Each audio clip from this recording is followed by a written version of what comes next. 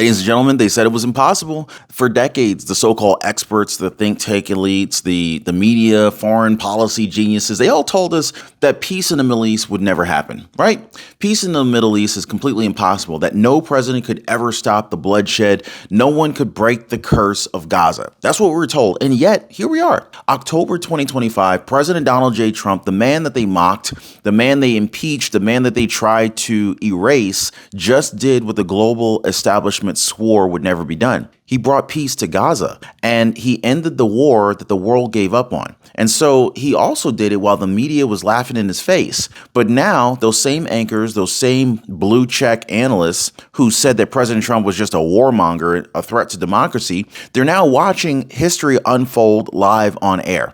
And they're melting down about it. MSNBC cannot spin it. CNN can't deny it anymore. And the Nobel Committee, they're too humiliated to admit that the man that they call dangerous might actually deserve the Peace Prize. So the left is furious. The swamp is seething, and MAGA, well, MAGA is erupting with pride because once again, Trump proved them all wrong. They doubted him in 2016, right? They doubted him in 2020. And they doubted him again in 2025. And every single time, he makes them eat their words because Trump doesn't just follow the script. No, he doesn't follow it at all. In fact, he rewrites the script. So this isn't just a ceasefire. This is a global turning point. This is a total collapse of the old order that fed on endless wars and foreign corruption. So today, we're going to go ahead and break down exactly how President Trump, Kushner, and the real estate tycoon Steve Witkoff just pulled off the world's peacekeepers. They pulled off what the world's peacekeepers couldn't do in 40 years. So hit the like button, subscribe. We got a lot to go into, guys.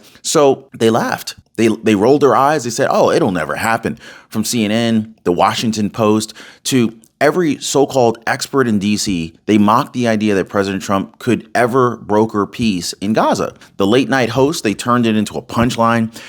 Your boy Joe Scarborough said that Trump doesn't even know where Gaza is on the map. Yeah, MSNBC's Chris Hayes claimed that he was playing pretend diplomat, and The Atlantic ran headline after headline saying, peace in the Middle East, it was Trump delusion. Well, they doubted him when he moved the U.S. embassy to Jerusalem. They doubted him when he tore up the Iran deal. They doubted him when he told Netanyahu to stand down and warn that Israel can't fight the world. But look at what just happened. The same people who mocked him, they're now quoting his words on air. The same journalists who said that he was destabilizing the region, they're now quietly admitting that he may have actually saved it. So Trump's critics built their entire careers on calling him reckless, dangerous, unfit, but yet here we are. Gaza is quiet, hostages are being released, and Israel and Hamas are sitting at the same table for the first time in years. So it turns out that the man that they called a warmonger might just be the only man capable of making peace. The emotional payoff? Well, it's simple. They were wrong, and he was right. Again, so let's talk about how he pulled it off because it wasn't luck and it wasn't inherited from anyone else. Don't let him lie to you. Trump didn't beg world leaders for approval like Biden did. He didn't send pallets of cash like Barack Obama did. He used what they feared the most. American leverage. In fact, behind closed doors, Trump told Netanyahu the truth. The world was turning on Israel and bombing had to stop. And at the same time, he sent back channel messages to Hamas through intermediaries in Egypt and Jordan. The message was clear. Release the hostages, agree to ceasefire conditions, or face what he called hell from the skies. He threatened sanctions, he hinted at trade freezes, he even suggested pulling U.S. diplomatic protection if Israel refused to compromise. This is not chaos, folks. This is clearly strategy. That's a deal maker using America's strength like a hammer and a handshake at the same time. Now, the result, both sides blinked. Trump got them to the table, got them to sign, and forced the world to admit the unthinkable. It took Donald J. Trump to end what everyone else said would never end. You see here, guys, every great operation has a quiet team behind it. And this one right here, it was no different. So while the media obsessed over Trump's every tweet, Jared Kushner and real estate mogul Steve Witkoff, they were working the phones, the dinners, the back channels. These weren't career diplomats buried in bureaucracy. These were closers, okay? So these were high ticket closers, mind you, okay? So Kushner had already proven his weight during the Abrams Accords years ago, but this time he played it even tougher. He worked hand in hand with Trump to coordinate language acceptable to both Israel and to Hamas. Meanwhile, Steve Witkoff, a longtime friend and powerhouse negotiator, leveraged his relationship in the region to bring business leaders to the table. Their pitch was simple: peace is better than war. Stabilize Gaza, reopen the trade routes, and everyone wins, except the globalists who thrive on chaos. So while the White House press corps slept, this trio was making history. They built the framework, they locked down concessions, and when Netanyahu started pushing back, Kushner delivered Trump's message directly: bend or lose everything. That is the side of diplomacy that the establishment never understood. It's not about endless meetings, it is about results. And this team, this inner circle, delivered what decades of polished politicians couldn't: an actual pathway to peace. Now, Medicare, it wasn't always as simple as it looks. Well, in fact, it was never as simple as it looks. Plans often hide costs in the details, things like rising copays, uncovered prescriptions, network gaps, your doctor's in network this week, your doctor's in network this year, your doctor's out of network next year.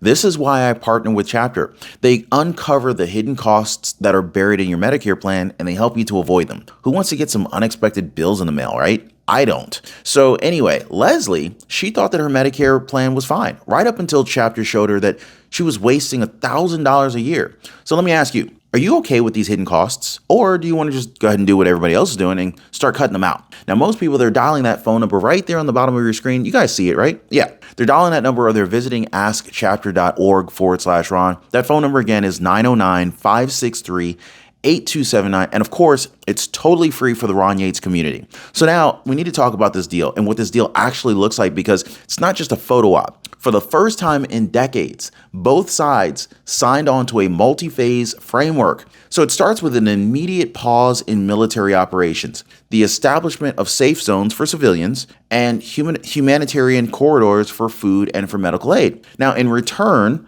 Hamas agreed to release all remaining hostages and to restrict militant movements outside the Gaza perimeter. In exchange, Israel consented to a monitored security plan: partial withdrawal under U.S. and Egyptian supervision, with economic aid redirected toward rebuilding infrastructure rather than weapons. Now, both sides took hits. Israel had to compromise on its full military objectives, and Hamas had to give up its last real leverage, which was the hostages. But that's the art of the deal, folks. No empty words, no international peace theater. Trump took years of diplomatic rubble into the closest thing the world has seen to actual stability in Gaza. It's not just another ceasefire. It is a blueprint for peace that might actually finally stick. Now, right on cue, when Trump made history, the media made excuses. The same outlets that once screamed warmonger suddenly started rewriting the script. MSNBC's Chris Hayes claimed this was actually a continuation of Biden's plan. CNN called it a joint diplomatic inheritance.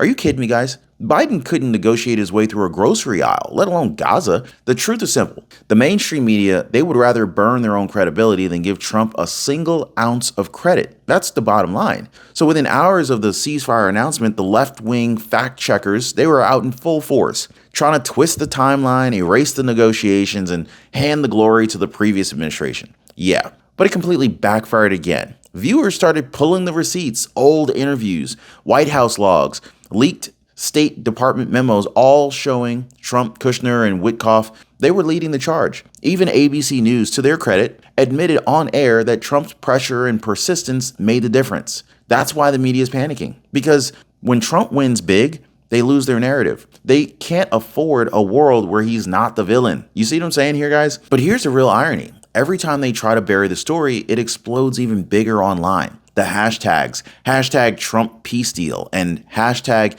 you doubted him, they have been trending for days, racking up millions upon millions of views. The people know the truth. The media can lie, but the world watched this happen in real time. The fallout has been nothing short of seismic. In the U.S., MAGA supporters are celebrating this like it's VE Day. Rallies across Florida, rallies across Texas and Ohio are chanting peace through strength. Meanwhile, Democrats scramble to decide whether to oppose the deal or to pretend that they actually supported it. Overseas, the reaction's been just as wild. Egypt and Jordan praised the plan. Saudi Arabia called it a new chapter. Even the European Union, normally hostile to Trump, released a statement acknowledging his unconventional success. But not everyone's happy. In fact, progressive activists are furious that Hamas made concessions. Anti-Israel protesters are calling Trump a sellout, and within Israel itself, hardliners are nervous that the prime minister gave away too much under Trump's pressure. This deal didn't just shake hands. It took the world order. In fact, the old guard can't believe Trump actually did it. The same leaders who mocked him at G7 dinners, they're now quietly reaching out for advice. They said he was too brash, too unpredictable, too unorthodox. Turns out that's exactly what peace required. So now let's talk about the elephant in the room, shall we?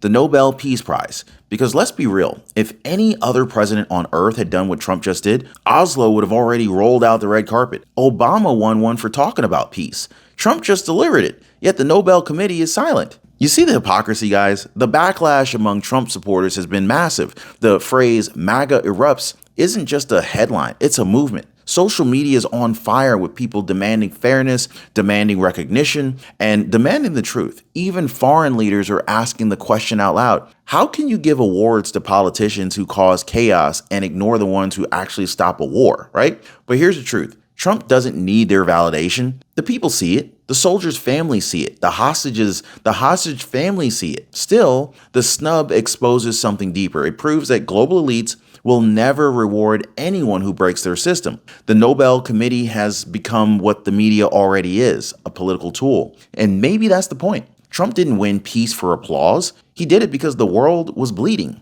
and somebody had to stop it. The Nobel snub just shows how far the establishment will go to deny reality, even when the entire planet just witnessed it. They can keep their stupid little prize. Trump already earned something greater: history's respect. So, to understand how monumental this really is, you really have to look backwards. Biden tried, Obama tried, Bush tried, Clinton tried. They all failed. Why? Because they played by the same globalist rule book: diplomacy without consequences, deals without leverage, promises without results. For decades, American presidents treated the Middle East like a campaign prop. They hosted summits, shook hands, they flew home for photo ops, but nothing ever changed because none of them were willing to risk political fallout for actual peace. Trump was different. He didn't owe anyone in the swamp. He wasn't part of their international community club. He came in swinging, stripped the funding from corrupt aid channels, and told every player, you're either in or you're out. He was the first president to hold both Israel and Hamas accountable at the same time. He didn't pander to either side. He just told them both the hard truth. That's what broke the deal lock. This wasn't luck. It was leadership. It was tough. It was a little messy here and there, and it was real. This is the kind that history remembers, the kind that the establishment fears. And that's why this moment is so explosive, because Trump just exposed 50 years of failure in one single stroke. Now, I want to pause here just for a second and just kind of really think about what just happened here. This isn't about politics anymore. This is about human lives and human decency, about mothers seeing their children again, families reuniting after years of bloodshed, and cities finally hearing something that they haven't heard in decades: silence. For once, no rockets, no sirens, no airstrikes, just quiet. The media won't tell you this, but Trump's deal may have saved thousands of lives already. The humanitarian corridors are open. Aid trucks are rolling through.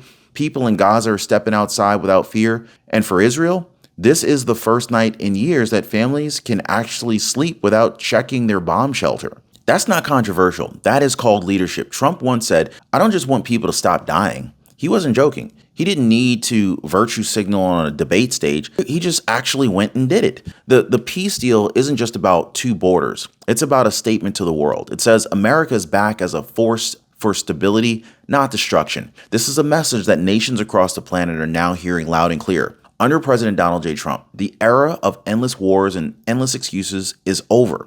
But let's not kid ourselves. This isn't over yet, guys. Even Trump knows this peace could fall apart at any moment. One rogue rocket, one bad actor, one act of sabotage, it all goes up in smoke. Hamas still has splinter factions who don't follow orders. Iran's watching this like a hawk, furious that their influence is shrinking. And let's not forget, there are politicians, even right here in America, who would love to see Trump fail just to prove themselves right, even if it costs more lives. But that's what makes this moment so historic. The stakes couldn't be higher. If this peace holds through the end of the year, Trump will have accomplished something every globalist claimed was impossible: a sustained Middle East truce. His team is already preparing for phase two: economic reconstruction, border demilitarization, and regional trade integration. The hope: turning Gaza from a war zone into a self-sustaining economy. So yes, the road ahead is risky. There will be some attempts to twist the story, to derail the credit, to sabotage the win, but